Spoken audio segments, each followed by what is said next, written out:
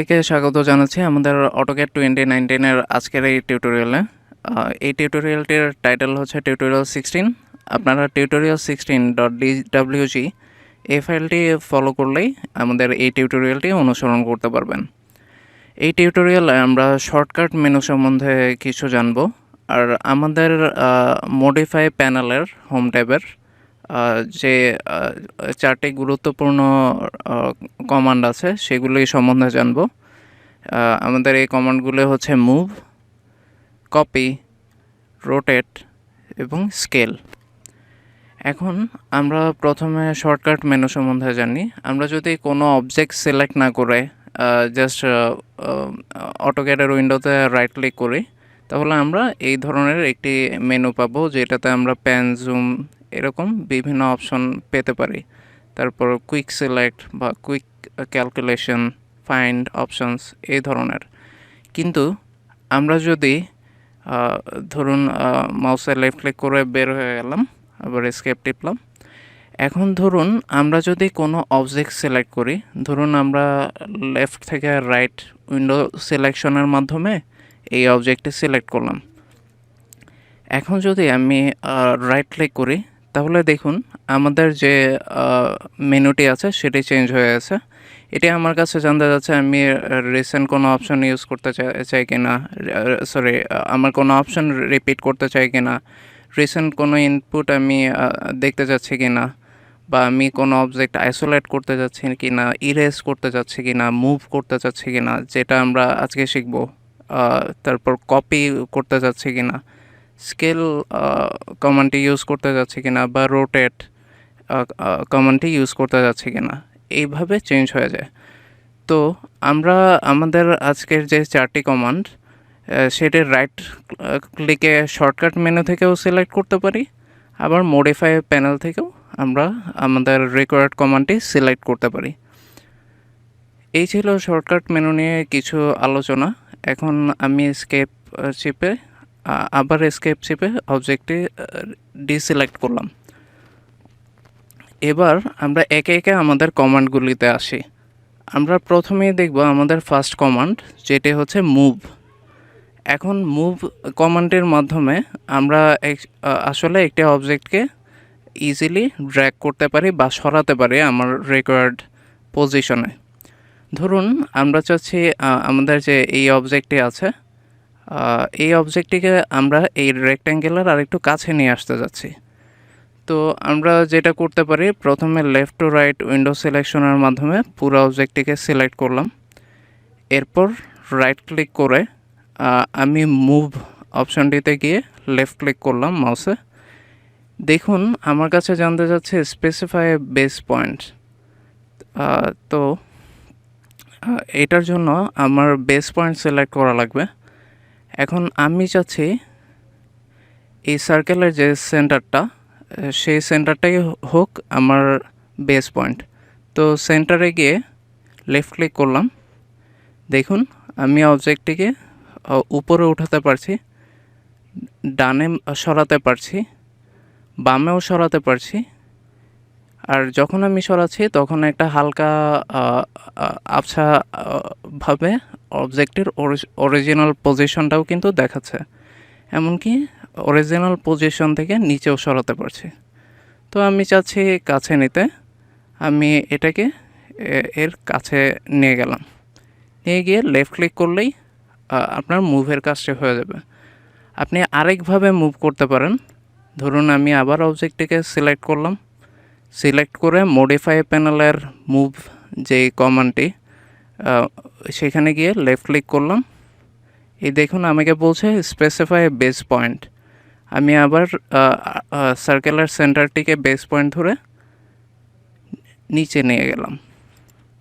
এইভাবে আমি move command দিয়ে যে কোনো অবজেক্টকে আমার সুবিধা মতো পজিশনে সরিয়ে নিতে পারি। এবার আসুন আমরা কপি কমান্ডে দেখি। ধরুন আমি এই লাইনের বাম পাশে যে দুটি অবজেক্ট আছে, এদেরকে এই লাইনের ডান পাশেও সিমিলার একটি অ্যারেঞ্জমেন্ট চাচ্ছি। মানে আমি চাচ্ছি এই লাইনের ডান পাশে এইদিকে একটি রেক্ট্যাঙ্গেল থাক, আর উপর এই লাইনের ডান পাশে নিচের দিকে এরকম সিমিলার একটা অবজেক্ট থাক। সোজা কথা হচ্ছে আমি এই দুইটা অবজেক্টকে ডান পাশে কপি করতে যাচ্ছি। তাহলে আমি কিভাবে করব? ফার্স্টেই আমার অবজেক্ট সিলেক্ট করতে হবে। আমি লেফট টু রাইট উইন্ডো সিলেকশনের মাধ্যমে অবজেক্টগুলি সিলেক্ট করে ফেললাম। এবার আমি রাইট ক্লিক করতে পারি।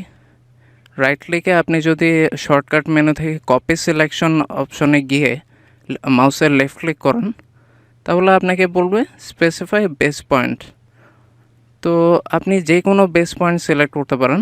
ধরুন আমি চাচ্ছি এই রেক্ট্যাঙ্গেলের কর্নারটা হোক আমার বেস পয়েন্ট। তো কর্নারে গিয়ে আমি মাউসের লেফট ক্লিক করলাম। এবার দেখুন আমি যদি এইভাবে ড্র্যাগ করি, মাউসটা বাম থেকে ডানে সরাই, কোনো ক্লিক করবেন না, জাস্ট বাম থেকে ডানে আপনি গেলেই আপনাকে ওই অবজেক্টের কপিড ভার্সনটি দেখাচ্ছে। তো আপনি আপনার রিকোয়ার্ড পজিশনে গিয়ে এখন মাউসের লেফট ক্লিক করুন। সে চাবে আরও ফার্দার যাতে কপি করা যায়, কিন্তু আমরা যেহেতু সেটি চাচ্ছি না, তাহলে স্কেপ দিয়ে আমরা বের হয়ে যাব। দেখুন আমার অবজেক্টগুলি কপি হয়ে গেল। আপনি সেম এখন ধরুন আমি কন্ট্রোল সেট দিয়ে আবার আন্ডু করলাম আমার কাজটি। আপনি এই কপির কাজটি মডিফাই প্যানেলের কপির কমান্ড থেকেও করতে পারেন, কোনো সমস্যা নেই। এই একই প্রসিডিউর। প্রথমে আপনি অবজেক্ট সিলেক্ট করুন, মডিফাই প্যানেলে কপি কমান্ডে গিয়ে মাউসের লেফট ক্লিক করুন, বেস পয়েন্ট সিলেক্ট করুন। আমি রেক্ট্যাঙ্গুলার এন্ড পয়েন্টেই নিচ্ছি। এই দেখুন আমার অবজেক্টটি কপি হয়ে যাচ্ছে। আমি মাউসটা জাস্ট ডানের দিকে একটু সরিয়ে নিয়ে যাচ্ছি। এখন এটা আমার রিকোয়ার্ড পজিশন। আমি গিয়ে মাউসের লেফট ক্লিক করলাম। সে আরও কপি করতে যাচ্ছে, কিন্তু আমি তা চাচ্ছি না। তাই এসকেপ বাটন প্রেস করে, কিবোর্ডের এসকেপ বাটন প্রেস করলেই আপনি বের হয়ে যেতে পারবেন, আর ফার্দার কপি হবে না। এই ছিল আমাদের কপি কমান্ডের কাজ। এখন আমরা যেটি দেখতে যাচ্ছি সেটি হচ্ছে রোটেট। মানে আপনি একটি অবজেক্টকে আপনার পছন্দ মতো অ্যাঙ্গেলে ঘোরাতে পারবেন। ধরুন আমরা এই অবজেক্টটাকেই ঘোরাতে যাচ্ছি। তো আমরা প্রথমে অবজেক্টটিকে সিলেক্ট করি। সিলেক্ট করে আপনি রাইট ক্লিক করতে পারেন। রাইট ক্লিকে গিয়ে আপনাকে দেখাচ্ছে রোটেট। তো রোটেট অপশানে গিয়ে আপনি লেফট ক্লিক করুন। সে আপনার কাছে বেস পয়েন্টে জানতে যাচ্ছে। ধরুন আমরা সার্কেলের যে সেন্টারটা সেটার সাপেক্ষেই ঘোরাতে যাচ্ছি। তো সার্কেল সেন্টারে গিয়ে আপনি মাউসের লেফট ক্লিক করুন।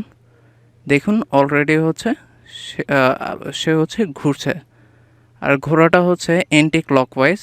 এই কার্সরের এখানে এন্টি ক্লকওয়াইজ একটা সিম্বলও দেখা যাচ্ছে।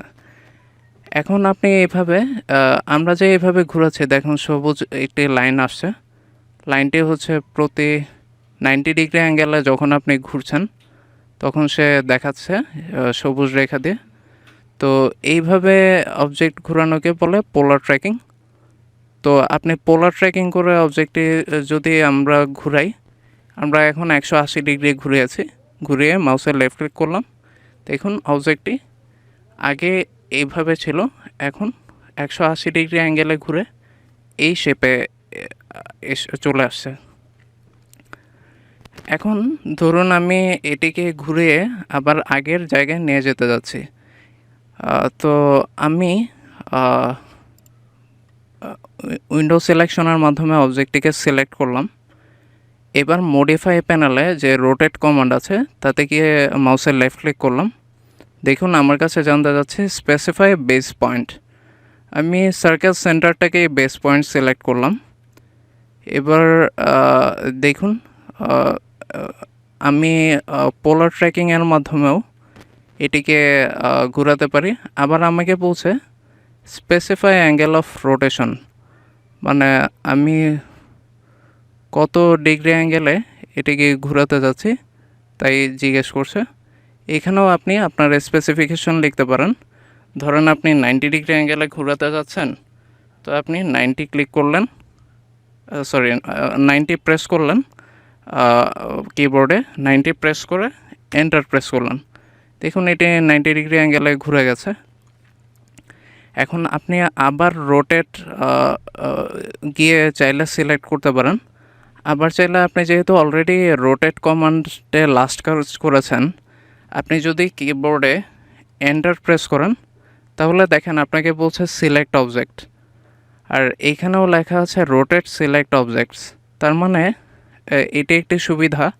আপনি যদি কোনো একটি কমান্ডে লাস্ট ইউজ করার পর আপনি যদি এন্টার প্রেস করেন তাহলে আপনি ওই কমান্ডটি রিপিট করতে পারেন। এটি একটি সুবিধা। তো আমি অবজেক্টটি সিলেক্ট করি, সিলেক্ট করে এন্টার প্রেস করি। এখন দেখেন স্পেসিফাই বেস পয়েন্ট। তো আমি সার্কেল সেন্টারটি সিলেক্ট করলাম, সিলেক্ট করে পোলার ট্র্যাকিংয়ের সাহায্যে এটিকে ঘুরিয়ে দিলাম। ঘুরিয়ে মাউসে লেফট ক্লিক করলেই আমি আবার অবজেক্টটিকে আগের জায়গায় দেখতে পারছি। এটাই ছিল রোটেট কমান্ডের কাজ। এখন আমরা যেই কমান্ডটি শিখব সেটি হচ্ছে স্কেল।